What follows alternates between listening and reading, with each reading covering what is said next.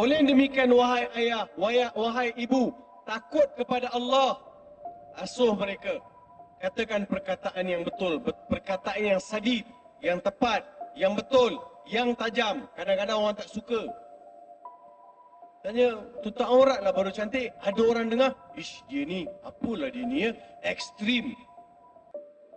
Sebab kaul saya ni sadid, sharp. Saya tak boleh nak berkompromi benda tak betul. Betul tak, Ji? Takkan saya nak main wayang. Tak apalah. Tak apalah, budak-budak nanti. Takkan saya nak cakap macam tu. Saya mesti kaulan sadida. Orang yang beriman mesti kaulan sadida. Maksudnya perkataan dia very sharp, accurate, tepat, because of Allah, because of Quran, not because of human. Bukan sebab jaga hati orang. Kita banyak sangat jaga hati orang sampai tak jaga Allah. Betul kan? Jangan cakap macam tu, kecil hati orang tu. Jangan cakap macam tu, tak baik. Kan? Padahal saya cakap salah ke? Saya cakap salah pun. Sebab saya lihat dari sudut Islam. Sebab itu Islam datang nak selamatkan wanita. Cuma ada kumpulan-kumpulan tertentu yang memberi tafsiran yang salah mengenai wanita. A'udzu billahi minasyaitonir rajim. Terima kasih saya rakamkan kepada Tuan Pengacara Majlis. Seterusnya Tuan-Tuan Imam, Tuan-Tuan Bilal, Ahli Jawatan Kuasa Masjid, Fastabiqul Khairat. Muslimin, Muslimat, Rahimakumullah. Apa khabar semua? Sama-sama kita merafakkan rasa syukur kepada Allah Subhanahu Wa Taala kerana kita diberi peluang dan ruang untuk berada dalam majlis ilmu. Mudah-mudahan apa yang kita belajar nanti memberi manfaat dan juga mempertingkatkan lagi kualiti keimanan kita kepada Allah Subhanahu Wa Taala, mempertingkatkan lagi hubungan kita dengan Allah, mempertingkatkan lagi kecintaan kita kepada Nabi Muhammad sallallahu alaihi wasallam, seterusnya mengikhlaskan niat kita dalam setiap amalan yang kita lakukan. Tuan-tuan, puan-puan yang saya kasihi sekalian, kita hari ini nak bincang mengenai penetapan awal Muharram sebagai salah satu indikator kepada keagungan ajaran Islam yang dibawa oleh Nabi Muhammad sallallahu alaihi wasallam. Kita semua tahu awal Muharram itu adalah tahun yang diasaskan oleh Umar bin Al-Khattab bersempena dengan hijrah Nabi Muhammad sallallahu alaihi wasallam dari kota Mekah ke kota Madinah. Umar telah mengambil peristiwa hijrah Nabi itu sebagai permulaan kiraan tahun baru bagi orang Islam. Sebermula daripada situlah akan dikira tahun 1 Hijrah, tahun 2 Hijrah, tahun 3 Hijrah, sampailah kepada kita sekarang ini. Jadi tahun Hijrah, sebelum kedatangan tahun Hijrah, adalah dikenali dengan tahun Masihi. Tahun Masihi itu diambil kira daripada tahun kelahiran Nabi Allah Isa alaihi salam, dinamakan sebagai tahun Masihi.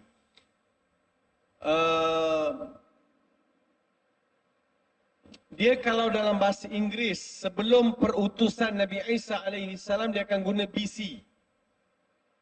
Dia guna BC, before Christ ataupun Kris. Dia nak beritahu sebelum perutusan Nabi Isa alaihi salam. Dalam Islam kita ambil kira hijrah Nabi sallallahu alaihi wasallam sebagai permulaan tahun orang Islam, bukan bermula daripada kelahiran Nabi Muhammad sallallahu alaihi wasallam. Jadi tuan-tuan dan puan-puan, kenapa Islam perlu ada bulan dia sendiri? Untuk membezakan di antara ajaran Islam dengan ajaran agama yang lain, baginda Rasulullah sallallahu alaihi wasallam pernah bersabda, "Man tashabbaha biqaumin fahuwa minhum." Kita diberitahu, sesiapa yang menyerupai sesuatu kaum, maka dia adalah tergolong dalam kaum tersebut. Oleh yang demikian, Islam sentiasa memperlihatkan kelainan, keunikan. Islam dia akan nampak berdiri dengan sendirinya. Dia tak tiru, dia tak cedok, dia tak ambil daripada mana-mana agama atau mana-mana budaya yang lain.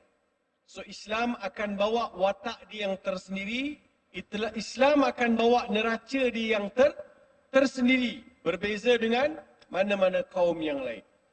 Oleh yang demikian, kita melihat bahawa peristiwa hijrah Nabi Muhammad sallallahu alaihi wasallam adalah permulaan tahun bagi umat Islam. Nah, sebelum kita pergi lebih jauh lagi, elok kiranya kalau kita mengimbau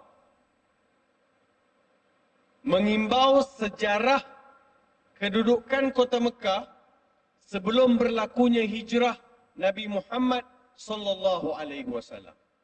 Tuan-tuan, seperti mana kita semua sedia maklum, kota Mekah adalah kota yang telah dibina oleh Nabi Allah Ibrahim alaihi salam dan dibina oleh Nabi Allah Ismail alaihi salam. Nabi Allah Ibrahim, Nabi Allah Ismail, kedua mereka telah diperintahkan oleh Allah untuk bangunkan kota Mekah. Buq'ah mubarakah, satu lembah yang penuh kemuliaan, penuh keberkatan. Allah perintahkan kepada Nabi Allah Ibrahim alaihi salam, "Wa tahhir baiti lit-ta'ifina wal-'akifina war-ruk'is sujud." Wahai Ibrahim, sucikanlah kota Mekah. Sucikan kota Mekah. "Wa tahhir baiti lit-ta'ifin." Sucikan untuk orang yang nak bertawaf, supaya tak ada benda-benda syirik, tak ada perkara-perkara yang bawa pada khurafat. Wal-akifin, orang yang beriktikaf. War-ruk'a, dan orang yang rukuk. Was-sujud, dan orang yang sujud. Orang yang tawaf, orang yang iktikaf, orang yang rukuk, orang yang sujud. Jadi kota Mekah ini mestilah diperlihatkan sebagai kota yang suci. Itu perintah Allah kepada Nabi Allah Ibrahim alaihi salam. Sebab itu ibu ayah, bila kita pergi ke Mekah, perkara yang pertama sekali harus kita perkasakan ialah tauhid. Perkara yang pertama sekali harus kita betulkan ialah mengesakan Allah Subhanahu wa ta'ala. Sebab kota Mekah itu sendiri adalah kota menyucikan Allah. Mengikhlaskan pengenalan kita kepada Allah Subhanahu wa ta'ala. Sebab itu, di antara surah-surah yang boleh jadikan sebagai rujukan untuk kita mengangkat kota Mekah sebagai kota tauhid, surah Al-Ikhlas. Walaupun surah Al-Ikhlas duduk di hujung Al-Quran, tetapi dia adalah di antara surah yang turun di Mekah. Sebab itu surah-surah yang turun di Mekah ni kebanyakannya pendek-pendek. Pendek-pendek ayat dia.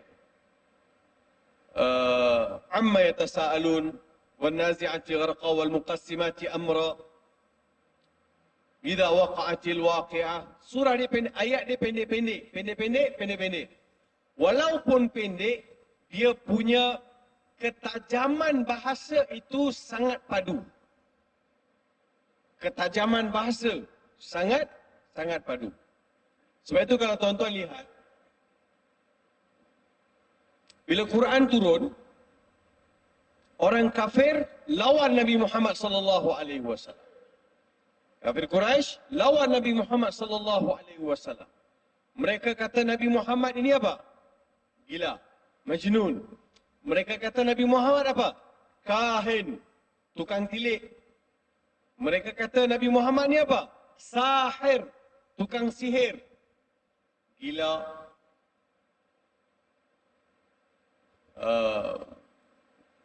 Siapa lagi? Dukun,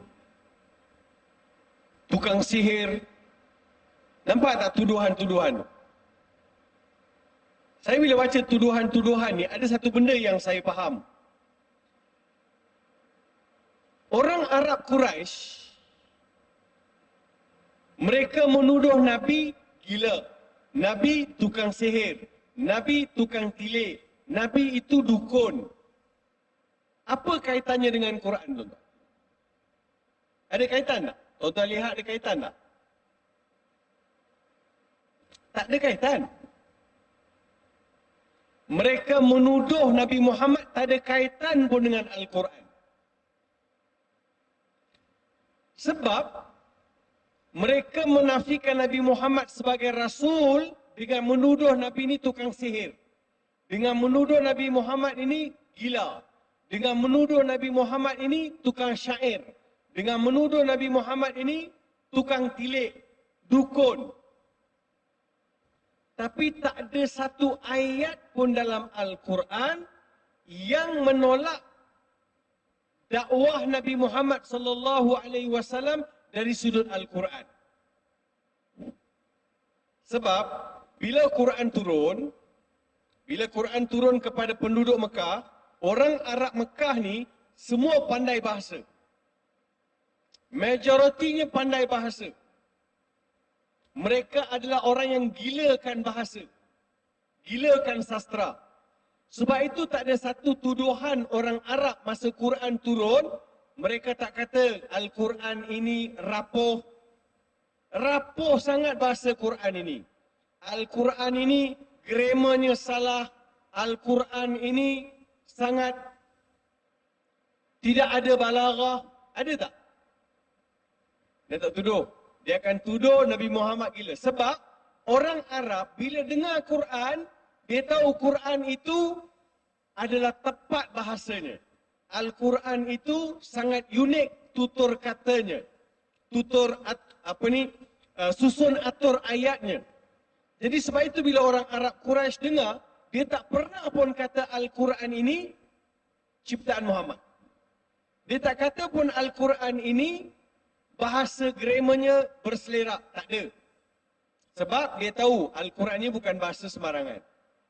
Sebab itu dia tak tuduh Al-Quran sebagai bahasa yang tak baik, tetapi dituduh Muhammad sebagai orang yang tidak waras. Rentetan daripada itu, saya nak bawa pada tuan-tuan surah Al-Ikhlas.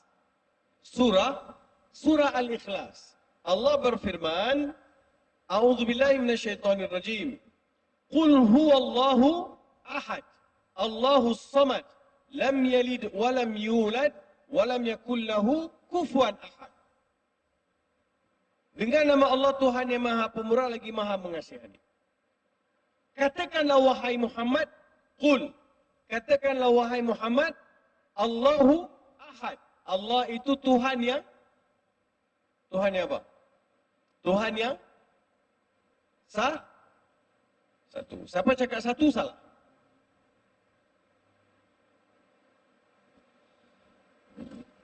Katakanlah wahai Muhammad, Allah itu Tuhan yang tunggal. Bukan satu. Tuan Haji, kalau kata satu mesti ada dua. Betul tak? Kalau kata satu mesti ada dua. Kalau kata dua mesti ada tiga. Tapi kalau cakap tunggal, ada dua. Tak? Dalam bahasa Arab, kalau kita kira satu, dua, tiga. Wahid, ithnani, thalatha, arba'a, khamsa. Dimulai dengan apa? Wahid. Kalau nak kata satu, ayat tu dah bunyi, Kul huwallahu wahid. Betul tak? Wahid, satu. Al-Quran tidak diturunkan dengan begitu. Allah turunkan, Kul huwallahu ahad. Allah itu Tuhan yang tunggal. Ingat Arab tak faham ke antara beza ahad dengan wahid? Ada tak mana-mana riwayat, mana-mana cerita kata Arab tanya, Hey Muhammad, apa makna ahad? Sebab Arab faham. Orang Arab faham. So saya nak beritahu, Al-Quran turun ke sebuah lembah yang mana orang Arab memang terkenal dengan kemahiran bahasanya, terkenal dengan penguasaan bahasanya. Sebab itu syair-syair yang terpilih mereka akan gantung di keliling Kaabah sebagai satu penghormatan. Satu. Keduanya kota Mekah ini seperti mana Allah Subhanahu wa taala sebut, wa in kanu min qablu la fi dhalalin mubin. Adapun sesungguhnya sebelum diutuskan seorang rasul, kota Mekah itu penduduknya berada dalam kesesatan yang sangat nyata. Sesat. Sesat yang macam mana, Ustaz? Orang Arab Quraisy dia bunuh anak perempuan. Orang Arab Quraisy dia jadikan perempuan sebagai bahan dagangan, pemuas nafsu. Orang Arab Quraisy kuat minum arak. Orang Arab Quraisy kuat berjudi. Orang Arab Quraisy kuat menindas orang yang lemah. Ada sistem kasta bangsawan. Jadi kota Mekah yang dilihat, yang ditinggalkan oleh Nabi Allah Ibrahim alaihi salam sudah bertukar wajah dengan pelbagai perilaku orang Arab Quraisy yang semakin hari semakin terpesong, terkeluar daripada apa yang ditinggalkan oleh Nabi Allah Ibrahim alaihi salam. Di antara perkara yang sangat tidak patut ialah kota Mekah, lepas Nabi Allah Ibrahim tinggalkan sebagai kota suci untuk menyembah Tuhan yang satu, apa yang berlaku? Kota Mekah sudah dipenuhi dengan berhala. Asalnya masuk satu berhala je. Masuk satu berhala. Satu kabilah bawa berhala. Kabilah satu lagi tengok, mana boleh engkau aja ada berhala? Dia tak kata berhala, dia kata itu Tuhan dia kan. Mana boleh satu kabilah A kata ada Tuhan, kabilah B tengok, kami pun nak ada Tuhan juga. Kabilah B pula bawa Tuhan. Kabilah C pula bawa Tuhan. Berlumba-lumba bawa Tuhan. Sampai keliling Kaabah tu ada 360 Tuhan. Ada 360 buah berhala. Itu satu. Keduanya, berlumba. Mana yang besar? Kabilah A letak 3 kaki tinggi. Kabilah B letak 5 kaki tinggi. Kabilah C pula letak 6 kaki tinggi. Dia berlumba-lumba. Letak yang paling tinggi, nak paling besar. Itu bukan indikator kepada kudrat Tuhan. Itu bukan indikator. Lagi besar, lagi kuat. Lagi besar, lagi hebat. Tak betul. So, berlumba-lumba. Buat berhala. Bawa macam-macam bentuk. Bagi mata, bagi tangan, bagi kaki, bagi telinga, bagi mulut. So, kota Mekah yang Allah Ta'ala surah Nabi Ibrahim sucikan, Nabi Ibrahim sucikan dengan Nabi Ismail, datang orang Arab Quraisy dicemarkan balik kota Mekah dengan berhala. Itu satu. Jadi bila manusia tak dibetulkan dari sudut ketuhanan, manusia akan sesat. Manusia takkan jumpa jalan pulang. Bila kota Mekah tu, penduduk kota Mekah sudah sembah berhala, sudah sembah idol, objek-objek. So dia sudah tidak lihat Tuhan yang sebenar. Tuhan yang diwujudkan dan melalui imajinasi. Oleh yang demikian, mereka hilang panduan. Bila hilang panduan, mereka tidak ada satu disiplin, rasa tanggungjawab, rasa ingin membetulkan diri. Semua itu tak ada. Sebab itulah mereka bunuh anak perempuan. Sebab tak ada panduan. Sebab berhala itu tak turunkan Quran. Berhala itu tak bagi panduan. Turun Quran, beritahu, wala taqtulu auladakum khasyata imlaq. Nahnu narzukuhum wa iyyakum. Inna qatlahum kana khita'an kabira. Jangan bunuh anak-anak kamu. Jangan bunuh anak-anak kamu, takutkan kepada kemiskinan, kefakiran. Jangan. Nahnu narzukuhum wa iyyakum. Kami yang bagi mereka makan, kami yang bagi mereka rezeki. dan juga kamu. Inna qatlahum kana khita'an kabira. Sesungguhnya membunuh anak itu adalah dosa yang sangat besar. Lebih-lebih lagi bila anak perempuan. Mereka tak naklah anak perempuan. Sebab apa? Sebab anak perempuan ni bawa malu. Kenapa bawa malu? Sebab anak perempuan ini pada zaman jahiliah adalah dagangan. Boleh didagangkan. Seorang perempuan boleh tidur dengan beberapa orang lelaki. Takdir katalah perempuan itu melahirkan anak, anak itu akan dibawa untuk buat pengecaman. Muka siapakah paling serupa dengan lelaki-lelaki yang dia pernah tidur. Muka yang paling sama itulah akan dibankan. Dan lelaki yang dibankan anak tadi itu tahu perempuan itu ada hubungan dengan lelaki lain. Ini sudah mencemar kesucian keturunan. Sebab apa mereka jadi macam itu? Sebab mereka tak ada panduan.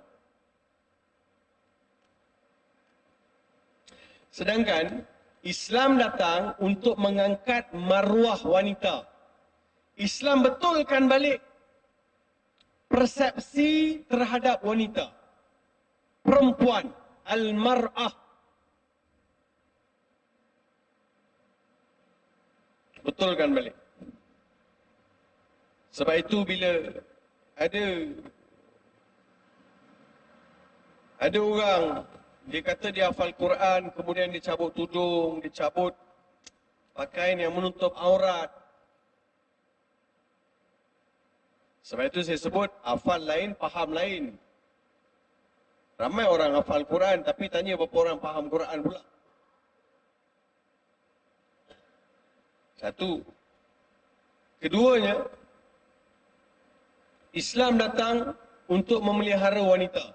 Oleh demikian, Islam telah meletakkan peraturan pakaian bagi wanita. Lelaki pun ada peraturan pakaian. Perempuan pun dibagi peraturan pakaian. Mana lagi cantik dilihat wanita? Dia pakai kurang kain atau dia pakai sempurna dengan menutup aurat? Mata yang melihat pula akan buat judgement. Ada orang dia suka tengok peha, ada orang dia suka tengok bentuk badan, ada orang dia suka tengok perempuan tu pakai tak berapa sempurna sebab dia dapat melihat beberapa ruang, peluang. Tapi Islam, saya yang terdidik, mata saya ni, saya nak lihat benda yang tertutup, benda yang tak dedah. Itu bagi saya cantik. Sebab dia terlalu subjektif.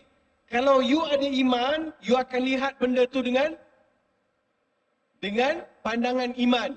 Kalau you tak ada iman, you akan lihat benda tu dengan pandangan kotor. Macam mana lalat lah. Lalat mata dia lihat kotor. Kalau lebah, dia tak cari kotor, dia cari madu. Tengok dari macam mana sudut pandang. Mata lalat ke mata lebah? Orang beriman, dia akan lihat mata lebah. Dia lihat benda yang baik. Dan dia mahu lihat benda yang baik. Sebab itu orang Islam dia melihat wanita yang tutup aurat itu sempurna. Bukan ekstrim, bukan nak bungkus perempuan, tak. Saya nampak cantik Ustaz macam tu Ustaz. Sebab apa? Sebab saya ada iman. Dan secocoklah iman saya dengan asuhan saya dengan bila saya tengok wanita tutup aurat. Sebab dia menjaga maruah, izzah dia, kemuliaan dia, iffah dia. Islam nak protect, baru nampak perempuan tu bermaruah.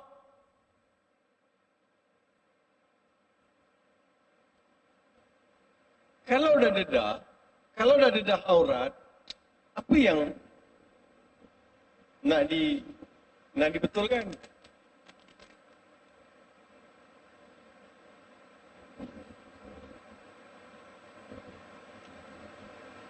Jadi Allah Ta'ala berfirman dalam surah An-Nisa ayat 9. A'udzu billahi minasyaitonir rajim. Wal yakhshal ladina law taraku min khalfihim dhurriyatan dhi'afa khafu 'alaihim falyattaqullah wal yaqulu qawlan sadida. Maka hendaklah mereka takut kalau mereka meninggalkan satu generasi dhi'afa, lemah. Kalau siapa yang belajar bahasa Arab, dia tahu di'afa itu sirah mubalaghah. Sirah mubalaghah. Menggambarkan sangat lemah. Rapuh. Oleh demikian, wahai ayah, wahai ibu, takut kepada Allah. Asuh mereka. Katakan perkataan yang betul, perkataan yang sadid, yang tepat, yang betul, yang tajam. Kadang-kadang orang tak suka. Tanya, tutup aurat lah baru cantik. Ada orang dengar, ish, dia ni, apalah dia ni ya, ekstrim. Sebab kaul saya ni sadid, sharp. Saya tak boleh nak berkompromi benda tak betul. Betul tak, Ji? Takkan saya nak main wayang. Tak apalah. Tak apalah budak-budak nanti. Takkan saya nak cakap macam tu. Saya mesti kaulan sadida. Orang yang beriman mesti kaulan sadida. Maksudnya perkataan dia very sharp, accurate, tepat, because of Allah, because of Quran, not because of human. Bukan nak sebab jaga hati orang. Kita banyak sangat jaga hati orang sampai tak jaga Allah. Betul kan? Jangan cakap macam tu, kecil hati orang tu. Jangan cakap macam tu, tak baik. Kan? Padahal saya cakap salah ke? Saya cakap salah pun. Sebab saya lihat dari sudut Islam. Sebab itu Islam datang nak selamatkan wanita. Cuma ada kumpulan-kumpulan tertentu yang memberi tafsiran yang salah mengenai wanita. Itu bukan salah Islam. Salah orang yang mentafsirkan. Kalau kita kumpul ayat-ayat Al-Quran yang memberitahu kita mengenai ciptaan Adam, ciptaan Hawa, kita akan dapati ciptaan Adam dan Hawa itu adalah ciptaan yang menggunakan elemen yang sama. Betul, Adam dijadikan daripada tanah, Hawa dijadikan daripada sebahagian Adam. Bukankah itu juga kembali balik pada tanah? Adam daripada tanah, in the end, Hawa juga sebahagian daripada Adam, juga daripada tanah. Satu. Keduanya, ulama setuju. Dari sudut biologi, perempuan lelaki tidak jauh beza. Perempuan boleh mengandung, lelaki tak boleh mengandung. Itu je lah beza. Perempuan mengandung ada tempoh. Lelaki mengandung tak ada tempoh.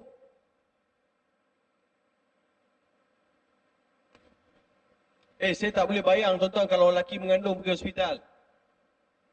Bawa kad merah, buat check up.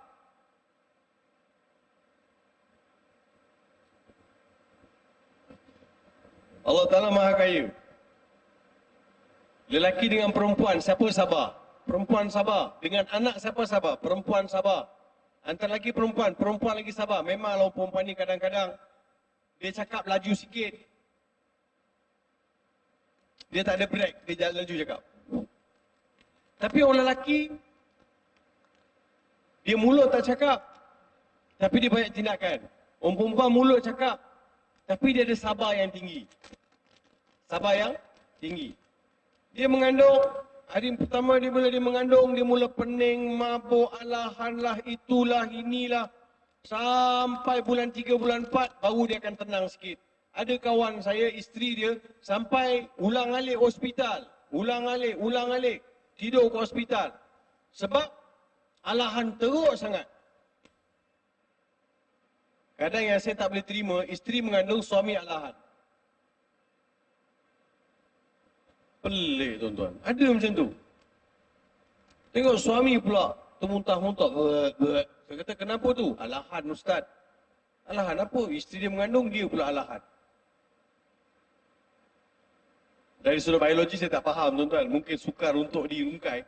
Tapi sepanjang saya ada anak 6 orang, saya tak pernah ada alahan pun. Ada pula yang kata orang India memang tak alahan. Menjawab. Tak ada alahan pun. Mitos semua tu tuan-tuan. Ngada-ngada semua. Jadi pada hari itulah perempuan tak cukup tidur, tak cukup itu. Sabar. Cuba lelaki 3 bulan mengandung tu muntah-muntah. Mau dia tumbuk perut. Ni semua engkau lah ni. Nak bawa perut gulu gili. Macam mana bawa? Orang perempuan sabar. Dia bila mengandung badan naik. Tak cantik dah macam dulu. Tapi dia sabar. Tadi pula dia bila mengandung badan naik, dia push up. Pumping ke apa kan. Tak ada pula. So sabar tak perempuan? Sabar. Lepas melahirkan anak, sabar tak? Sabar. Hamalat syukurhan wa wada'at syukurha. Mengandung dengan susah payah, beranak dengan susah payah. Sabar tak? Sabar. Anak lahir. Malam kena susukan. Budak menangis. Tiba-tiba mak dia bangun. Hari mula dia dapat baby, sampailah budak tu dah boleh tidur sendiri, mak dia tak cukup tidur. Ayah selamba je. Standard lah. Tak tahulah korang batu tiga hebat. Tapi nak beritahu, Islam datang untuk mengangkat martabat wanita. Bukan untuk mengongkong wanita, bukan untuk suruh perempuan duduk kat dapur, bukan untuk kurung wanita. Tak. Islam datang angkat wanita. Seorang lelaki dia tidak akan hebat selagi mana tak ada isteri di sisi dia. Seorang isteri dia tak akan hebat kalau selagi mana tak ada suami di sisi dia. Sebab itu Allah Ta'ala sebut, bima faddalallahu ba'dahum ala ba'd. Allah angkat sebagian wanita beberapa darjat, Allah angkat lelaki beberapa darjat. Diangkat lelaki itu kerana ada wanita di sisi dia. Diangkat wanita itu kerana lelaki di sisi dia. Complementary atau each other, complete each other. Menyempurnakan antara satu sama lain. Unik Islam ni tuan-tuan. Islam datang angkat wanita. Mengepik aja Mat Saleh ataupun orientalis ni yang tuduh kata Islam ni kongkong wanita, suruh wanita tak bekerja, duduk di dapur, layan suami. Itu aja orang Islam tahu. Siapa cakap? Orientalis cakap. Dia memang sentiasa memusuhi Islam. Nak buat macam mana?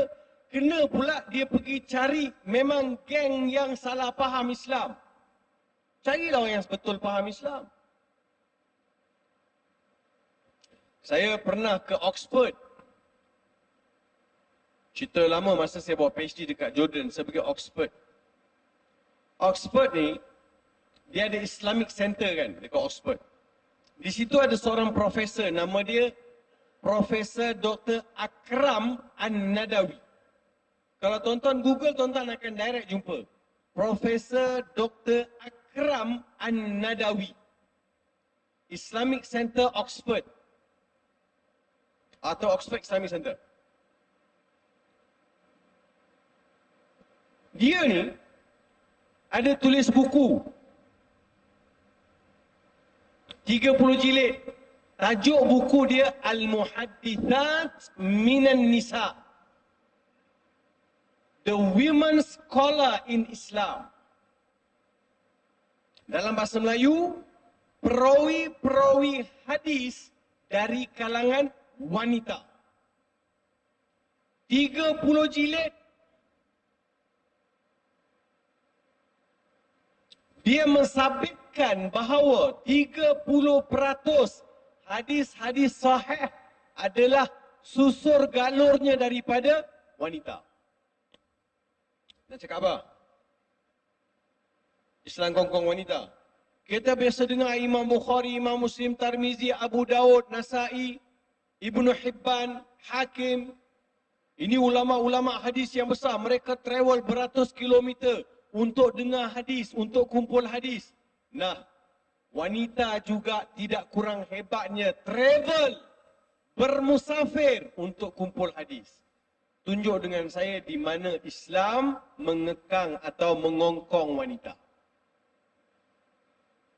Tak ada. Tak ada. Islam mengangkat wanita. Kalau kat dunia Eropah, seorang lelaki, bila dia meja, lelaki perempuan bila meja, bila dah jadi umur dewasa ni, umur yang dibenarkan oleh perlembagaan mereka untuk buat pilihan, mak ayah pun tak boleh halang. Dia boleh tidur dengan mana-mana lelaki, dia boleh tidur dengan mana-mana perempuan. Keluarga tak boleh ambil tindakan. Kalau keluarga ambil tindakan, budak family dia akan discharge kerana menghalang kebebasan.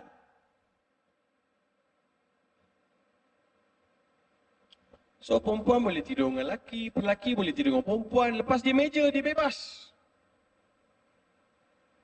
Dia boleh duduk bertahun-tahun. Semua dia buat macam mana suami isteri, tapi tak kahwin lagi. Sebab itu tidak heran Mak Saleh ni dia kahwin, anak dah 3-4 orang. Baru terlintas nak kahwin. Dia ada satu cerita.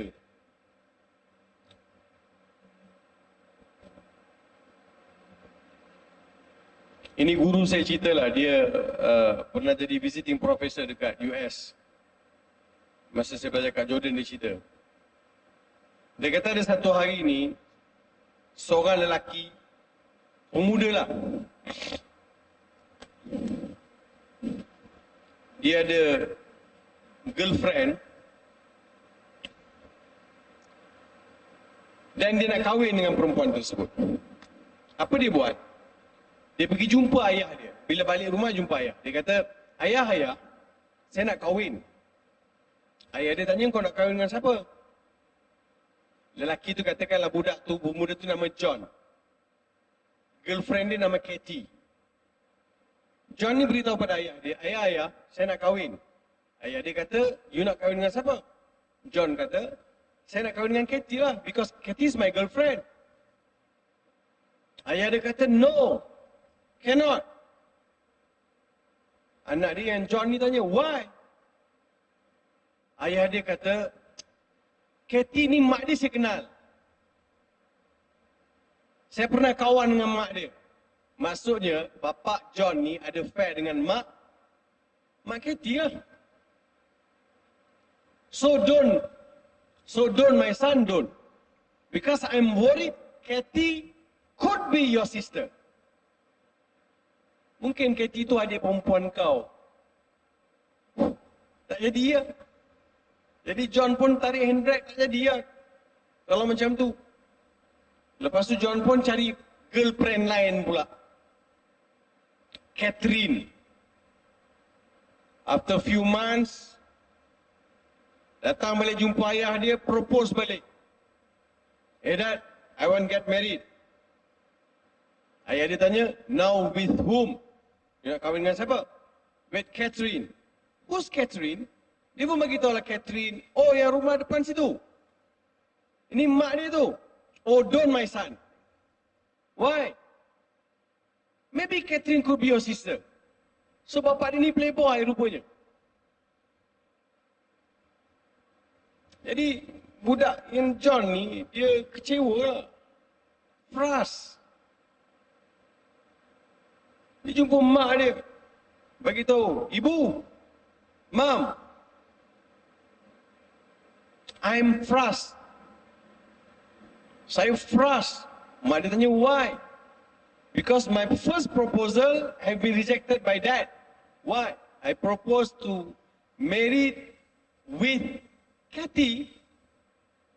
Saya nak kahwin dengan Katie. Ayah kata, ayah ada affair dengan mak Katie. Jadi ayah kata, tak payah. Tantang Katie tu adik perempuan saya. Lepas tu saya propose pula Catherine. Pun sama juga. Ayah kata, jangan kahwin. Tantang Catherine tu adik perempuan kau. Sebab ayah pernah kawan dengan mak dia. So macam mana sekarang ni, Mam? Tanya John kepada mak dia. Mak dia jawab lagi best. Mak dia kata, kau kahwin aja. Kau nak kahwin dengan Catherine boleh, kau nak kahwin dengan Katie boleh. John tanya, kenapa mak cakap macam tu? Sebab bapak engkau tak tahu yang kau ni bukan anak dia.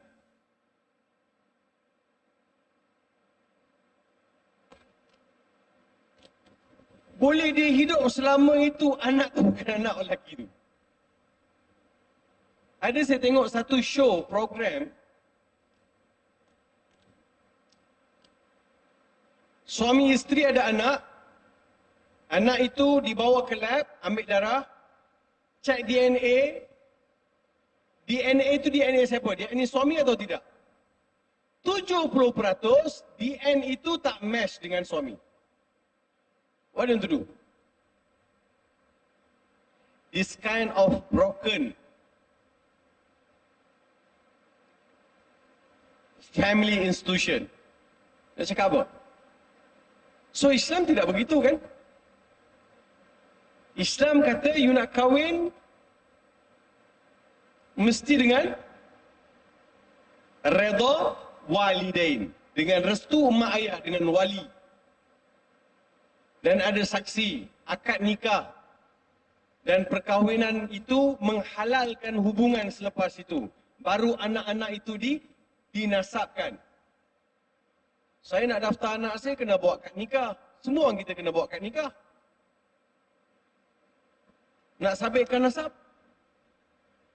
Lepas tu nak tengok Syamsiah ke Qamariah cukup bulan atau tidak. So Islam datang untuk mengangkat martabat. Sebab zaman jahiliah perempuan itu sudah tidak dihormati. Bukan itu tujuan Allah jadikan Hawa, Allah jadikan kaum wanita. So itu suasana di Mekah. So Nabi kena betulkan ni. Dibetulkan kota Mekah, penduduk kota Mekah ni, supaya mereka beriman kepada Allah dulu. Percaya kepada Tuhan yang menjadikan langit dan bumi, yang menghidupkan mereka, yang mematikan mereka. Daripada situ baru diberi panduan. Dah percaya ada Tuhan, Tuhan itu ada bekalkan kitab, iaitu Al-Quran, sebagai buku manual untuk you rujuk, you disiplinkan kehidupan you. Daripada situlah kita tahu macam mana hormat wanita, ibu, ayah, anak, amanah, tanggungjawab, riba, arak, semua dijelaskan dalam kitab supaya you hidup dalam keadaan yang terjaga. Maruah you. Dan juga orang Islam dilihat sebagai umat yang ada nilai, ada value. Dah. 8.44. Okay, kita bagi laluan azan dulu tuan-tuan. Silakan Bilal.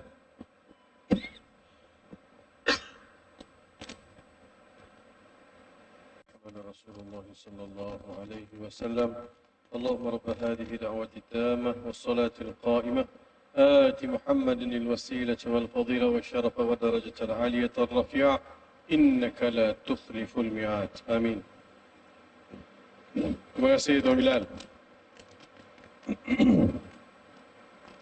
Jadi tuan-tuan dan puan-puan yang saya kasih sekalian, so baginda Rasulullah sallallahu alaihi wasallam kena betulkan kota Mekah ni, supaya orang yang kemudian pergi kota Mekah dapat menikmati dan juga mengecapi kemanisan iman.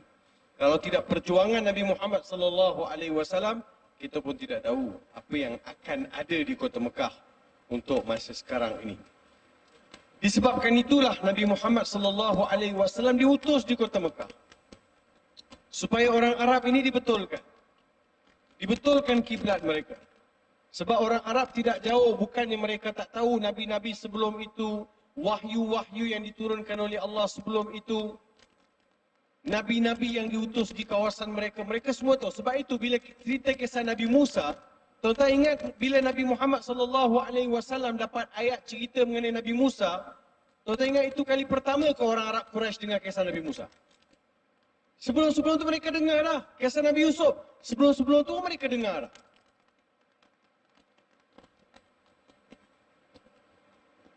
Sebab itu Al-Quran dia tidak jauh daripada apa yang orang Arab sebelum kedatangan Islam tahu. Basically mereka ada knowledge mengenai kutub as-samawi, kitab-kitab yang diturunkan daripada sebelum Al-Quran Al-Karim. Dia bukan sesuatu yang jauh langsung terpisah daripada orang Arab. Mustahil. Jadi tidak boleh datang satu benda yang totally different. You don't know apa itu Quran. What is this? Tapi partly dia ada cerita. Mesti you tahu. So sedikit sebanyak tahu. Untuk memperlihatkan link di antara Nabi Muhammad, Nabi Ibrahim, Nabi Ismail, Nabi Ishaq, Nabi-Nabi sebelum itu. Surah Al-Baqarah adalah surah yang diturunkan di Madinah. Betul kan? Surah Al-Baqarah turun di Madinah. Dalam surah Al-Baqarah, nama Nabi Ibrahim ditulis atau diturunkan tak ada ya. Bukan diturunkan tulisannya. Maksudnya tidak ada ya. Dalam resam, kalau tuan-tuan baca Al-Quran, tuan-tuan boleh buka ayat 124, bermula dengan awal-awal. Allah Ta'ala beritahu, first Allah sebut Nabi Ibrahim AS, Alif, Hamzah, Ba, Ra, Alif, Ha, Mim. Dia tak ada titik pun, dia ada tanda panjang aja kat bawah. Ha. Tuan-tuan termenung. Nampak tak? Kena buka lah Quran baru nampak. Baru nampak. Dia punya different. Surah Al-Baqarah, Ibrahim. Kalau him tu patut ada ya kan? Dia tak ada ya. Tapi kita baca Ibrahim.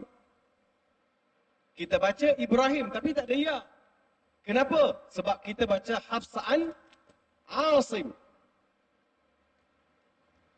Ada riwayat lain, Ibrahim itu bila tak ada ya, dia dua pilihan.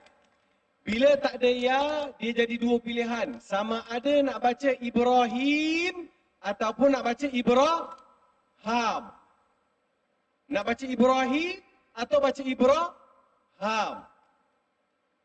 So bila turun di Madinah, surah Al-Baqarah, bila Nabi baca, wa idhi betala Ibrahim rabbahu bikalimatin. Bila orang Yahudi dengar Ibrahim, sama dengan Taurat lah. Sama dengan Injil lah. Nak beritahu, Yahudi, Nasrani, Quran yang diturunkan kepada Nabi Muhammad adalah Quran yang diturunkan kepada Nabi Muhammad sallallahu alaihi wasallam adalah Tuhan yang sama turunkan Taurat dan Injil. Message tu very clear. So nak kata link tu supaya orang Arab nampak, orang Quraisy nampak. Tapi itulah dia yuharrifuna al-kalima amma wadhi'i. Mereka telah memesongkan ayat-ayat Allah Subhanahu wa taala daripada kewajaran-kewajaran yang sepatutnya. Jadi tuan-tuan dan puan-puan yang saya kasih sekalian, sebab itu Quran diturunkan untuk Nabi Muhammad sallallahu alaihi wasallam membetulkan penduduk kota Mekah. Tapi 13 tahun Nabi berdakwah. Pelbagai ancaman, pelbagai ujian, pelbagai tekanan, pelbagai desakan, pelbagai amaran diberikan kepada Nabi Muhammad sallallahu alaihi wasallam supaya berhenti daripada mengajak orang kepada agama baru, agama Islam. Tapi Nabi tak give up. Nabi tetap buat kerja dakwah. Sebab ini menjadikan Nabi Muhammad sallallahu alaihi wasallam yakin, kuat, percaya kepada Allah Subhanahu wa taala. Sebab itu kalau di Mekah tu banyak turun kisah-kisah Nabi kan? Nabi kisah Ashabul Kahfi, kisah Nabi Yusuf. Kenapa Allah turunkan banyak kisah-kisah Al-Quran, kisah-kisah Nabi terdahulu di Mekah? Linuthabbita bihi fuadak. Muhammad, semoga dengan engkau baca kisah-kisah ni, engkau mengetahui saudara-saudara engkau dari kalangan Nabi dan Rasul, serta segala macam cabaran pancaroba yang mereka lalui, engkau jadi kuat Muhammad. Because this is not new for the messengers. Ini bukan satu benda yang baru untuk utusan-utusan Allah.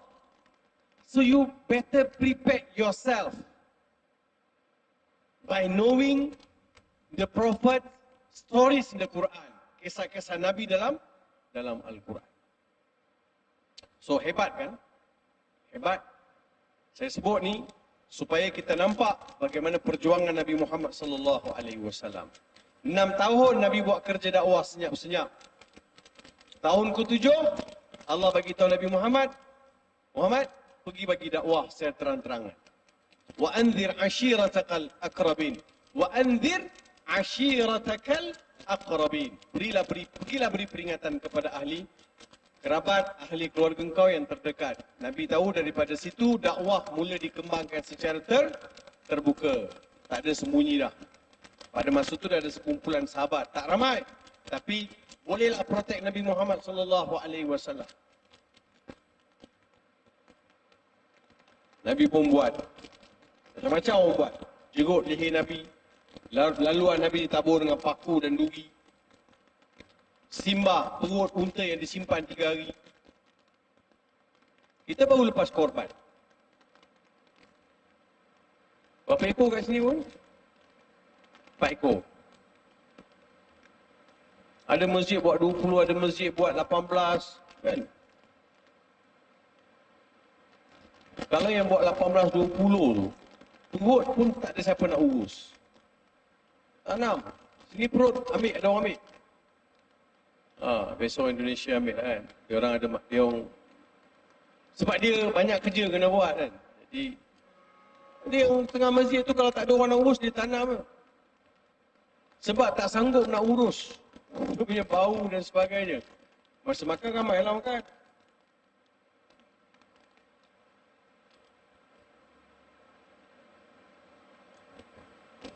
Itu hari pertama perut lembu. Kalau cuba simpan 3 hari, apa bau dia? Itulah yang disembah ke atas Nabi Muhammad sallallahu alaihi wasallam. Nabi tak give up. Nabi tak marah.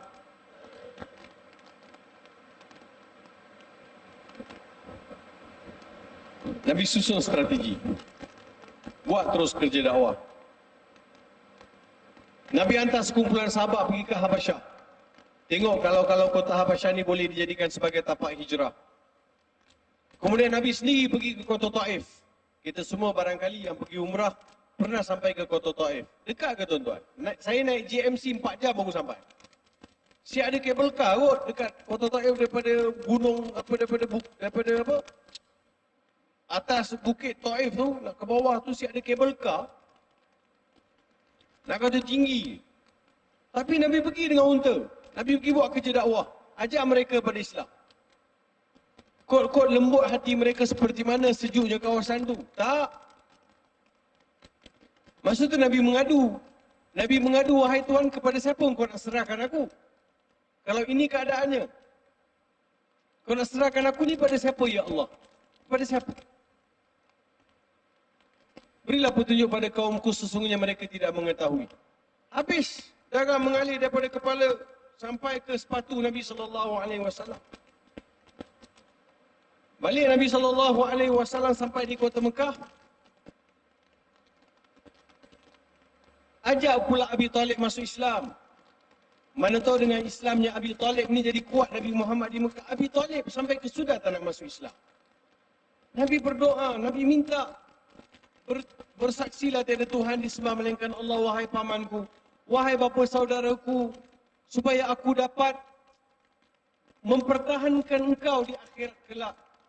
Hatta uhajuka amam Allah yaumal qiyamah.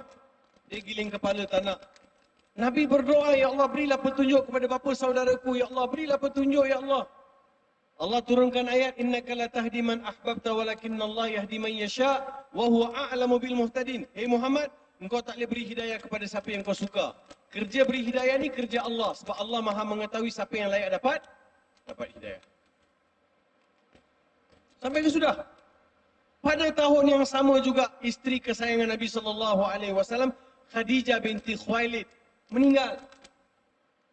Ummul Mukminin. Pergi Habasyah, dakwah tak jalan. Orang di Habasyah, dakwah tak sukses. Pergi ke kota Taif, orang marah, orang sakiti Nabi. Balik ke kota Taif, ajak paman dia masuk Islam. Tak masuk Islam, meninggal. Pada tahun yang sama, isteri pun meninggal. Nabi rasa tahun itu tahun banyak sangat ujian Tuhan. Tahun tu Nabi diselubungi dengan kesedihan. Pada tahun itulah Allah gembirakan Nabi Muhammad dengan peristiwa Isra dan Mi'raj. Dua mesej. Pertama sekali Allah nak gembirakan Nabi Muhammad SAW. Mesej yang kedua, Allah nak beri kepada penduduk bumi.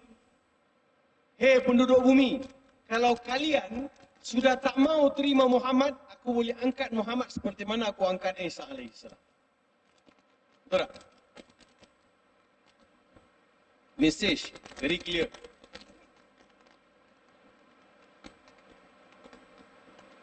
Masih lagi ancaman,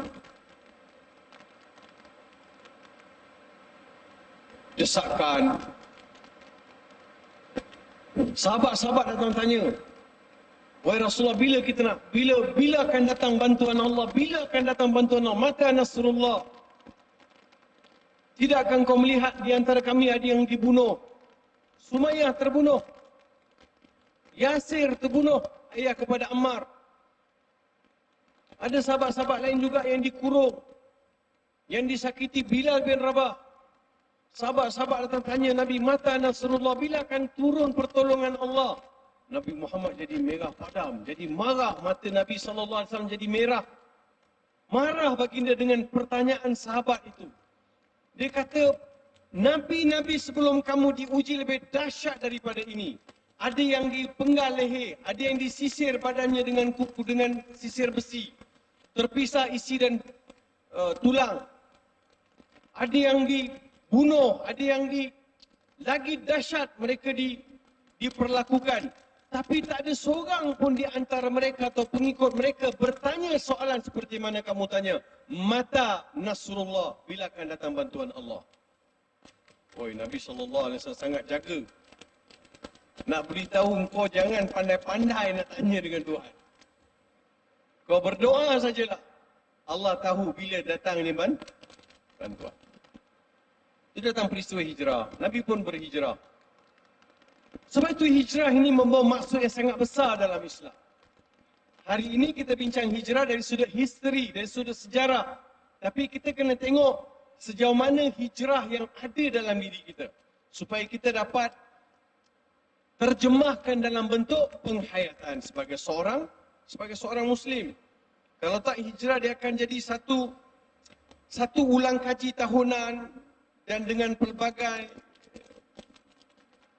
cerita, berita dan hujungnya tidak banyak yang kita dapat ubah. Saya nak buat kesimpulan. Jadi di antara sejarah penetapan hijrah ialah seperti mana saya sebut di awal bicara saya tadi atau di awal kuliah saya, bahawa Nabi Umar bin Al-Khattab adalah di antara orang yang pertama sekali memulakan tahun hijrah di zaman pemerintahan dia. Di zaman pemerintahan dia yang mulakan dulu. So dia mulakan dengan surat menyurat. Dia letakkan tahun hijrah dengan letakkan bulan. Sebab Umar dapati bahawa surat menyurat ini ada tarikh-tarikh yang tidak tally. Jadi dia standardiskan. Sebab itu Umar dalam satu mesyuarat memutuskan bersama kabinet dia supaya digunakan tahun baru, tahun hijrah Nabi sallallahu alaihi wasallam sebagai tahun permulaan Islam.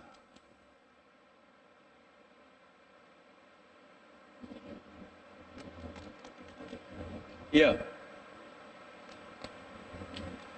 Hikmah Muharram sebagai awal tahun dalam kitab Fathul Bari. Bila sebut Fathul Bari ni, Sahih Bukhari lah. Fathul Bari ni karangan syarah oleh Ibn Hajar Al-Asqalani. Ibn Hajar sekali menyebut hikmah Muharram sebagai awal tahun kerana kesucian bulan ini. Dengan dijadikannya Muharram sebagai awal tahun, maka tahun hijrah akan dimulakan dengan bulan yang suci, Muharram. Sebab itu Masjidil Haram disebut sebagai Masjid Haram. Inda baitikal Muharram. Haram daripada neraka kerana kesucian bumi tersebut. Dan ditutup dengan bulan suci juga, iaitu Zulhijjah. Habis Zulhijjah masuk Muharram. Pada tengah-tengahnya ada bulan Rajab yang menjadi bulan kita mengingati peristiwa Isra dan Mi'raj Nabi Muhammad sallallahu alaihi wasallam, dan juga Zulqa'dah dan juga Zulhijjah. Jadi susunan bulan-bulan ini dalam Islam ada hikmah dan ada peristiwa-peristiwa yang sangat penting berlaku. Di antara perkara yang disebut oleh para ulama ialah pada bulan Muharram inilah Allah Subhanahu wa taala labuhkan bahtera Nabi Allah Nuh alaihi salam. Pada bulan Muharram ini jugalah Allah Subhanahu wa taala selamatkan Nabi Musa dan tenteranya daripada Firaun. Dan pada bulan ini jugalah banyak peristiwa-peristiwa besar berlaku dalam sejarah Islam. Ini disebut, tapi tidak ada yang hujah-hujah atau dalil-dalil yang kuat, tapi disebut sebagai di antara kelebihan pada bulan bulan Muharram. Di antara keistimewaan bulan Muharram ini juga tuan-tuan, iaitu hadis yang diriwayatkan oleh Abi Hurairah radhiyallahu anhu an Rasulillah sallallahu alaihi wasallam, qala Rasulullah sallallahu alaihi wasallam, afdhalus siyami ba'da syahri Ramadan syahrullahil Muharram. Wa inna afdhalas salati ba'da al-mafrudati salatu minal lail. Daripada Abi Hurairah radhiyallahu anhu, baginda Rasulullah sallallahu alaihi wasallam telah bersabda, sebaik-baik puasa selepas bulan Ramadan adalah puasa bulan Muharram. Sesungguhnya sebaik-baik solat yang dilakukan selepas solat fardu adalah solat Qiyamul Lail. Hadis diriwayatkan oleh Imam Muslim. Jadi di antara kelebihan yang paling tidak kita biasa kita buat ialah tuan-tuan ialah menghidupkan puasa 10 Muharram. Baginda Rasulullah sallallahu alaihi wasallam beritahu, kalau aku dipanjangkan usia pada tahun depan, la asumanna tasu'a wa asyura. Kalau aku dipanjangkan usia, aku akan puasa 9 Muharram dan 10 Muharram. Kenapa Nabi buat begitu?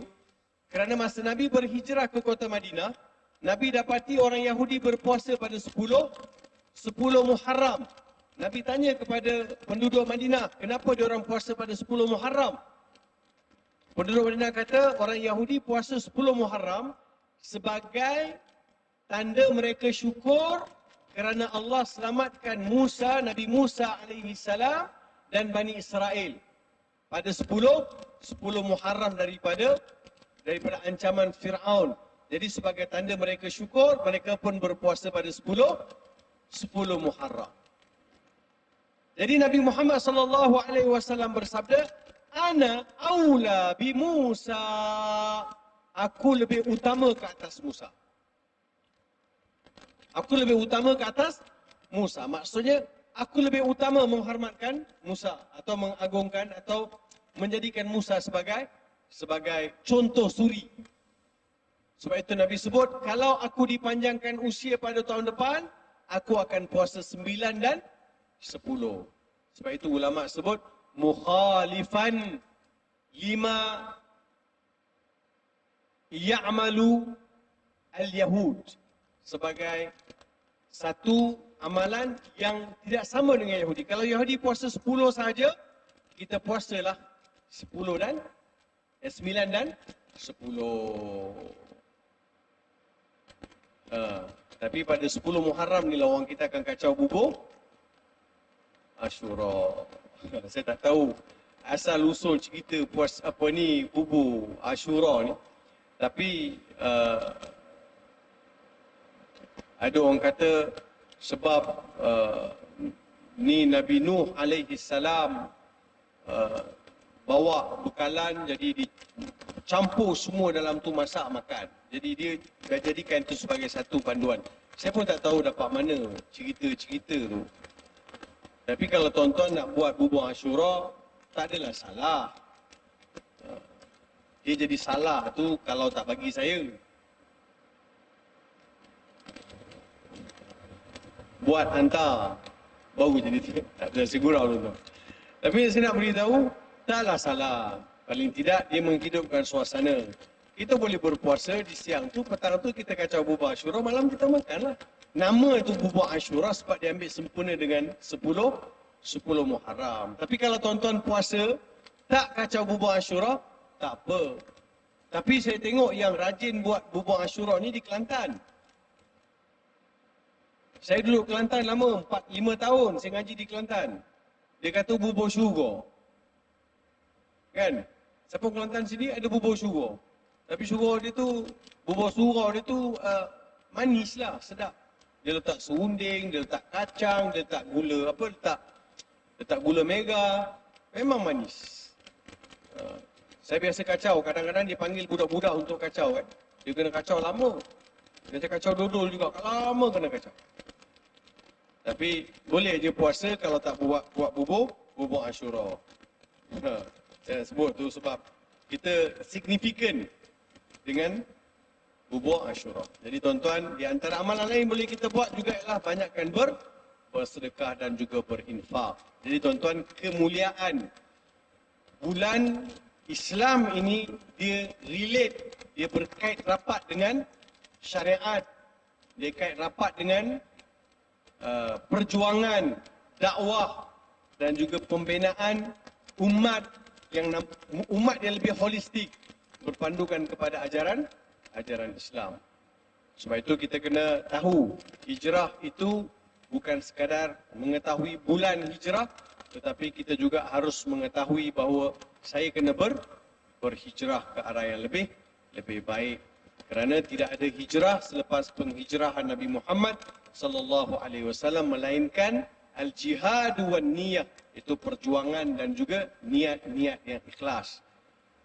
Dalam Sunan Tirmizi ada sepotong hadis yang sahih, al-hijratu man hajara mimma nahallahu anhu. Hijrah ialah kita berhijrah meninggalkan perkara yang ditegah oleh Allah Subhanahu wa taala. Hijrah daripada malas, hijrah daripada bermusuh, hijrah daripada bergaduh, hijrah daripada... Jadi banyak benda kita kena berhijrah, tuan-tuan. The bad habit never die. Tapi kita kena berhijrah supaya kita kena tinggalkan perkara-perkara yang tak elok dan melihat kepada perkara yang elok. Jadilah lebah yang berhijrah dari semasa ke semasa. Terima kasih kepada pihak masjid yang memberi peluang untuk saya sampaikan tazkirah pada malam ini. Segala yang baik itu datang daripada Allah, segala yang kurang adalah kelemahan saya. Saya sudahi dengan lafaz yang mulia, wabillahi taufiq wal hidayah. Wassalamualaikum warahmatullahi wabarakatuh. Bismillahirrahmanirrahim. Alhamdulillahi rabbil alamin. Wassalatu wassalamu ala ashrafil anbiya'i wal mursalin. Sayyidina Muhammad wa ala alihi wa sahbihi ajma'in.